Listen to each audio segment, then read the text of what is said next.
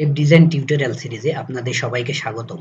এ পর্বে আমরা যে বিষয়টি নিয়ে আলোচনা করব সেটা হচ্ছে HTML এর ফর্ম এলিমেন্ট। তো HTML এর ফর্মের মধ্যে কি কি ধরনের এলিমেন্টস রয়েছে সে বিষয়গুলো সম্পর্কে আজকে আমরা জানব।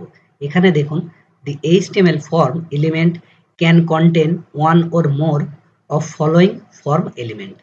এই যে এই এলিমেন্টগুলো দেখছেন, এগুলো হচ্ছে ফর্মের এলিমেন্ট।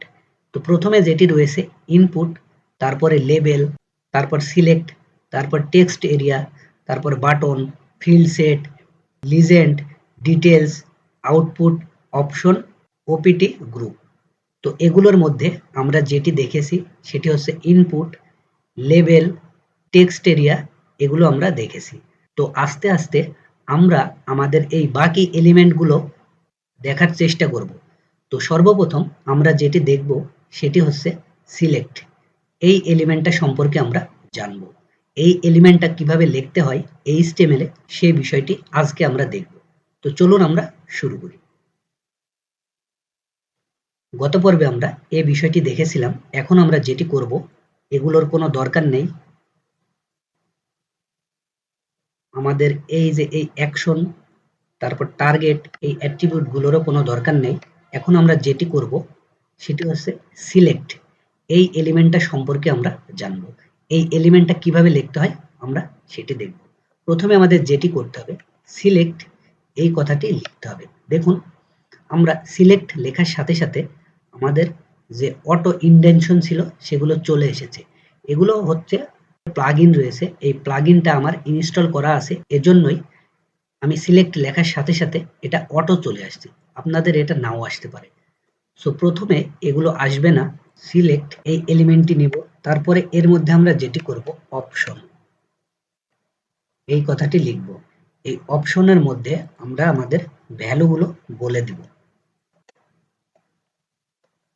বাংলাদেশ, তারপরে আমরা যেটি করব অপশন নেব, অপশন এখানে যেটি করব পাকিস্তান, তারপরে যেটি করব অপশন নেব আরো একটি, অপশন ইন্ডিয়া। এখন যদি আমরা এই পেজটাকে শো করি তাহলে দেখুন কি আসে। দেখুন, এখানে দেখুন আমরা সিলেক্ট করতে পারছি। এই যে অ্যারো বাটনটা রয়েছে, এখানে যদি আমরা ক্লিক করি তাহলে দেখুন বাংলাদেশ, পাকিস্তান, ইন্ডিয়া, বিটা বড় হাতের দিই, বাংলাদেশ। সর্বপ্রথমে আমরা যেই ভ্যালুটা এখানে দিব, এই যে সিলেক্ট, এখানে প্রথমে সেই ভ্যালুটাই শো করবে। তারপরে আমরা নিচে নিচে যেই ভ্যালুগুলো দিব সেই ভ্যালুগুলো এখানে শো করবে। দেখুন, প্রথমে দিয়েছি আমরা বাংলাদেশ, তারপরে যেটি করেছি পাকিস্তান, তারপরে ইন্ডিয়া। এরপরে যদি আমরা আরো একটি অপশন নিই, অপশন এখানে আমরা যেটি লিখব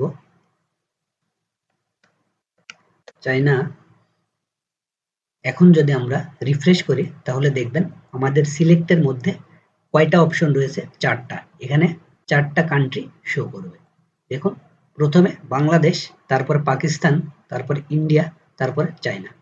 তো ফর্মের সিলেক্ট এলিমেন্টটি মূলত এই কাজে ব্যবহৃত হয়। অনেক ক্ষেত্রে এটা খুবই ব্যবহৃত হয়। তো আজকে আমরা ফর্মের সিলেক্ট এই এলিমেন্টটার ব্যবহার দেখলাম। আমরা সর্বপ্রথম কি করেছি দেখুন, সিলেক্ট এই নামে ট্যাগ নিয়েছি। তারপরে যেটি করেছি অপশন, এই অপশন এই ট্যাগের মধ্যে আমরা আমাদের নামগুলো বলে দিছি। আমরা যে নামগুলো সিলেক্ট আকারে দেখাতে চাই সেই নামগুলো আমরা বলে দিয়েছি। আমরা যদি এখানে বাংলাদেশের জায়গায় এখানে যদি আমরা পাকিস্তানকে প্রথমে লিখি তাহলে দেখুন কি হয়, বা এটা আমরা কপি করি, এটা কাট করলাম, কাট করে আমরা উপরে নিয়ে যাব। দেখুন, আমরা উপরে নিয়ে গেলাম।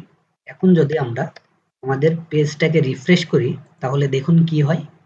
এই যে এখানে দেখুন বাংলাদেশ সিলেক্ট অবস্থায় রয়েছে, এখানে পাকিস্তান সিলেক্ট অবস্থায় থাকবে।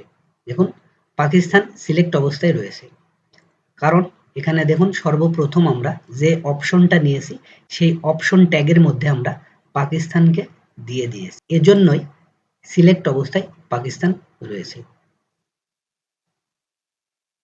এটা আমরা চেঞ্জ করি নাই।